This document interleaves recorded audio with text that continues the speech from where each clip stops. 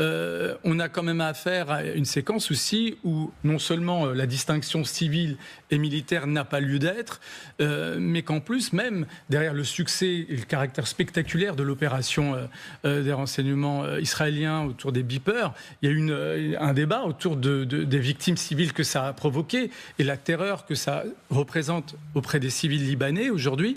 Et je paraphraserai, je citerai l'ex-chef de la CIA, M. Panetta, qui a parlé d'une opération dont la forme relevait du terrorisme. On parle de l'ancien chef de la CIA, on ne parle pas d'un membre du Hezbollah. Donc il y a aussi, là aussi, à terme, une vraie interrogation sur le caractère illimité. C'est-à-dire, lorsqu'on dit que Benyamin Netanyahou n'a à l'esprit aucune limite, en fait, ce n'est pas un discours, c'est une réalité. Et en écho, notamment, Joseph Borrell, le chef de la diplomatie européenne hier, qui disait « Nous mettons toute la pression diplomatique pour un cessez-le-feu, mais personne ne semble capable d'arrêter Benyamin Netanyahou, que ce soit à Gaza ou en Cisjordanie. » S'il y a cette séquence si intense maintenant au Liban, avec l'hypothèse d'une offensive terrestre israélienne au sud du Liban, c'est qu'aussi, du point de vue israélien, Gaza, c'est pas que c'est réglé, mais c'est neutralisé, et le bilan, en fait, il est relativement négatif. Ouais. Israël sort avec un label ou une image